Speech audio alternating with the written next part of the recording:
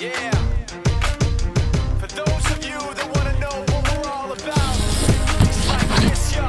This is 10% luck, 20% skill, 15% concentrated power of will, 5% pleasure, 50% pain, 100% reason to remember the name.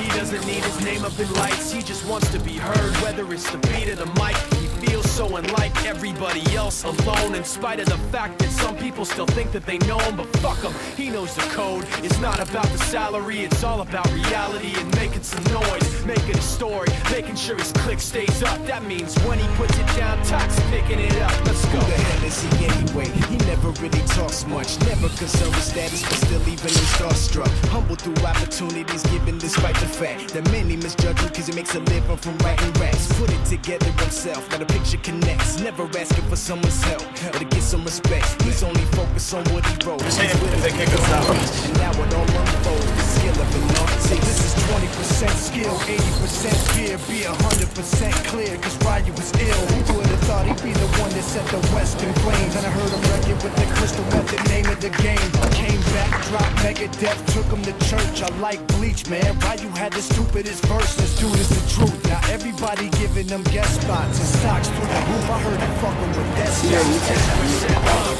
20% skill, 15% concentrated power of will, 5% pleasure, 50% pain, 100% reason to remember the name. They call him Ryu, he's sick and he's spitting fire and Mike got him out the dryer, he's hot. Found him in Fort Minor with top, but a fucking nihilist porcupine. He's a prick, he's a cop, the type when they wanna be within rappers, hope he gets shot. 8 years in the making, patiently waiting to blow. Now the record with your notice taking over the globe. He's got a partner in crime, this shit is equally dope. You won't believe the kind of shit that comes out of this kid's throat.